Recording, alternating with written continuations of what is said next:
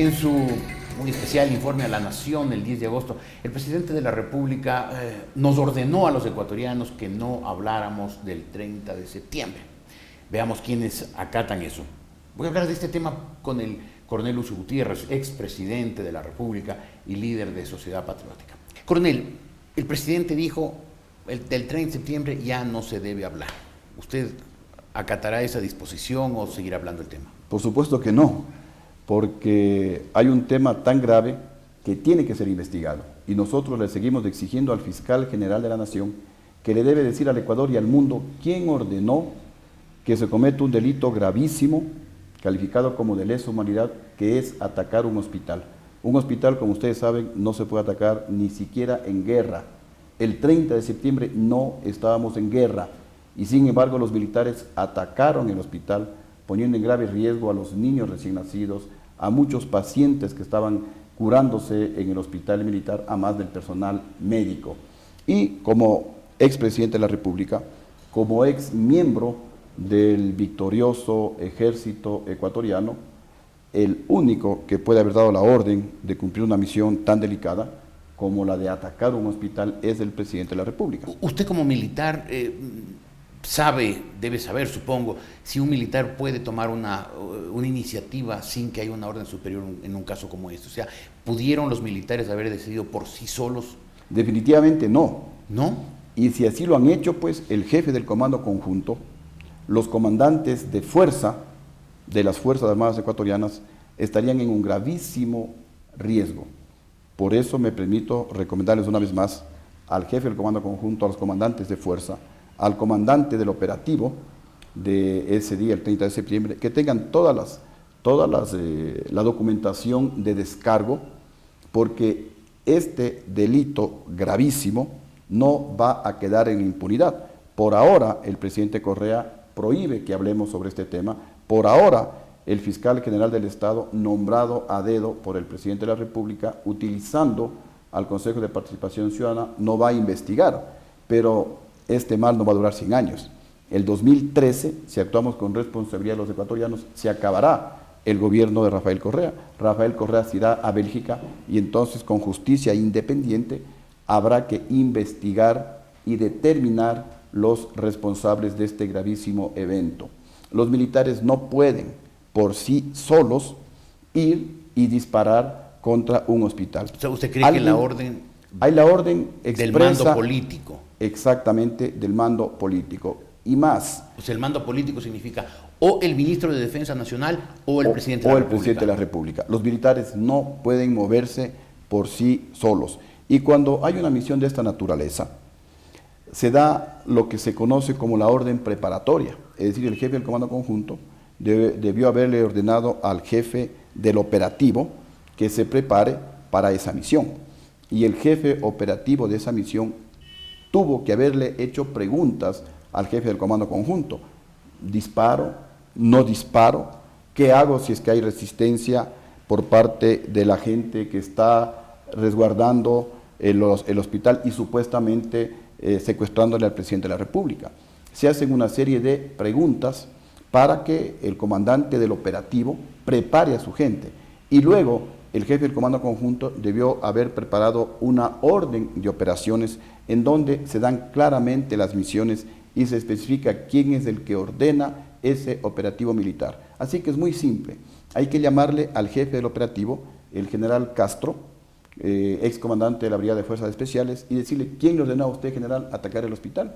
Él dirá: el jefe del Comando Conjunto. Venga, jefe del Comando Conjunto, ¿quién le ordenó a usted que ataquen el hospital? Él tendrá que decir: el ministro de Defensa Nacional. Venga, señor ministro, ¿quién le ordenó a usted atacar el hospital? Y él tendrá que decir: yo ordené, o el presidente de la República me ordenó. Porque el presidente de la República jamás estuvo secuestrado. El presidente de la República conversaba con sus ministros. El presidente de la República, Rafael Correa, recibía disposiciones a través de la línea telefónica de Hugo Chávez. Hugo Chávez, según se conoce, fue el que le dispuso que se invente la mentira de que estaría secuestrado. Y Hugo Chávez fue el primero que dijo al mundo que el presidente ecuatoriano estaba secuestrado. El presidente Correa hacía declaraciones, lanzaba arengas a través de las ventanas del hospital de la Policía Nacional. Un secuestrado obviamente está incomunicado. Pero si no estaba secuestrado, ¿por qué Correa pudo haber ordenado un ataque contra el hospital? Porque quería mantener el show mediático, porque él en su vanidad no quería salir como pudo haberlo hecho, caminando, se subía en su vehículo y tranquilamente hubiera ido al Palacio de Gobierno, como lo dijeron algunos de sus propios ministros, pero en su vanidad, en su prepotencia, el presidente de la República quería salir como el héroe, quería pues que los civiles primeramente supuestamente le vengan a rescatar, como los civiles, ni siquiera aquellos a los que Rafael Correa, en un número que supera los 100.000 empleados públicos, acudieron al supuesto rescate del presidente Correa, entonces pues ordenó a los militares. Los militares, insisto, con conocimiento como ex miembro del ejército ecuatoriano y como comandante en jefe de las Fuerzas Armadas por ser presidente de la República en los años 2003-2005, sea ciencia cierta que las Fuerzas Armadas solamente se pudieron haber movilizado por orden expresa del jefe de las Fuerzas Armadas, el comandante en jefe, que es el presidente de la República. Eso dice usted, se aclarará cuando tengamos una justicia independiente. Justicia independiente que otra vez está en discusión por lo que pasó durante su gobierno, cuando usted quitó sus poderes a la Corte Suprema de Justicia y puso la Pichicorte. Ese es un tema que ha vuelto estos días al país a ser tratado con gran preocupación y con intensidad. ¿Usted reconoce que usted cometió un acto arbitrario al destruir una Corte Suprema y poner una a su antojo? Primero que hay que reflexionar profundamente sobre los errores cometidos. Asumo un porcentaje de error en esos hechos y creo que lo más importante es que casos lamentables como ese no vuelvan a repetirse jamás en el Ecuador, porque todos perdemos y eso pues hemos percibido en estos años. ¿Usted reconoce que fue un error suyo? Fue un error que a lo mejor pude haber hecho algo para que se evite. Segunda declaración. Los que cesaron a la Corte del 98 fueron los diputados. Se dice que Lucio Gutiérrez armó una mayoría. Respeto esa opinión, pero los que le cesaron a la Corte fueron los diputados. Tercero, yo convoqué a un congreso extraordinario para analizar sobre la situación jurídica de la justicia.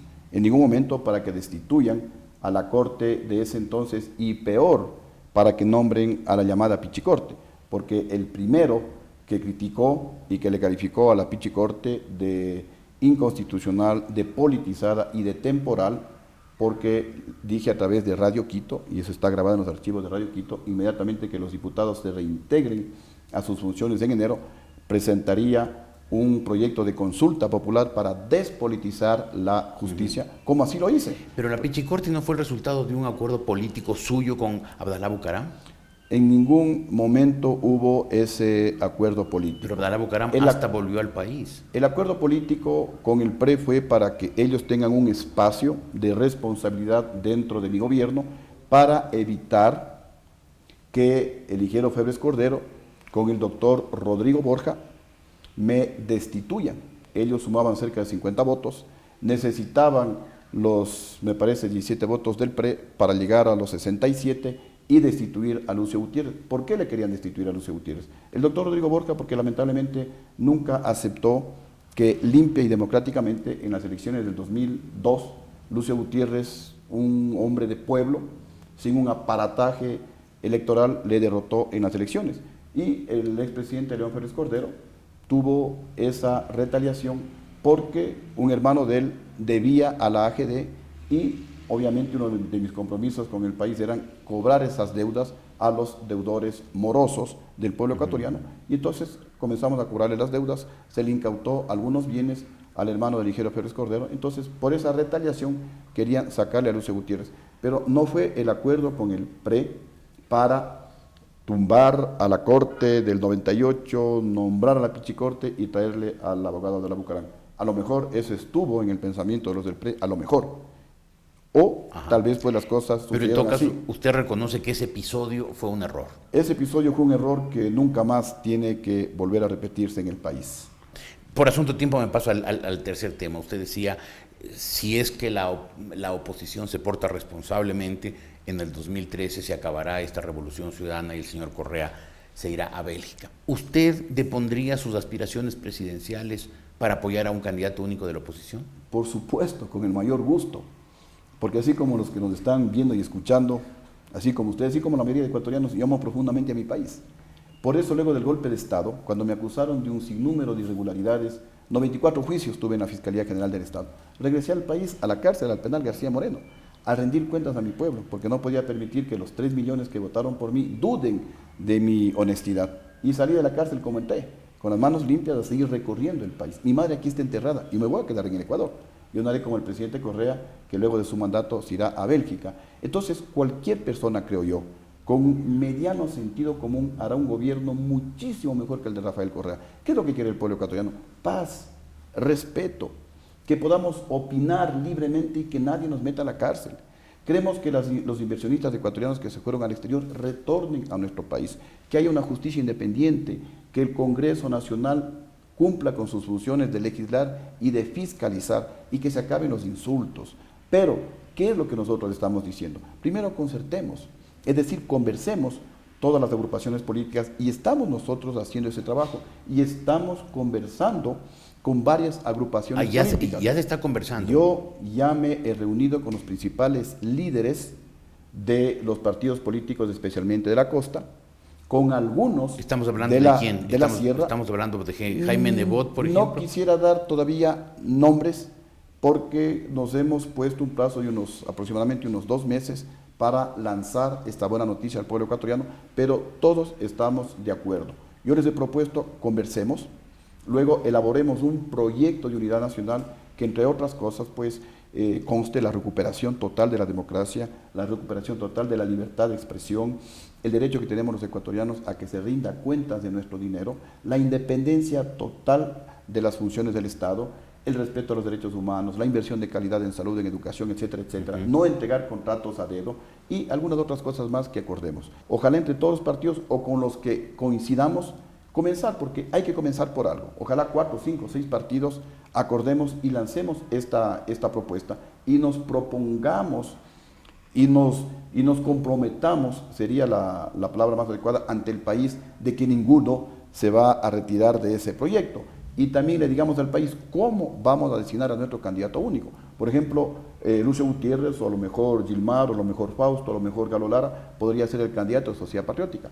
Cada partido saca su candidato y por un procedimiento democrático que podrían ser elecciones primarias, esa es nuestra sugerencia, se designa al candidato único de la oposición. ¿Esta unidad sería del centro izquierda a la derecha o incluiría también a la izquierda? Nosotros, Sociedad Patriótica, que somos un partido de centro izquierda, pero una centro izquierda de avanzada, una centro izquierda moderna que busca el desarrollo, la libertad, el bienestar del ser humano, no somos una centro izquierda dogmática, fundamentalista. Nosotros somos de la idea de que nos unamos todos los ecuatorianos. Incluida la izquierda radical, digamos, estoy hablando de Pachacuti, estoy hablando de MPD. Incluido Pachacuti, incluido MPD. ¿Y en estas conversaciones están participando Pachacuti y MPD?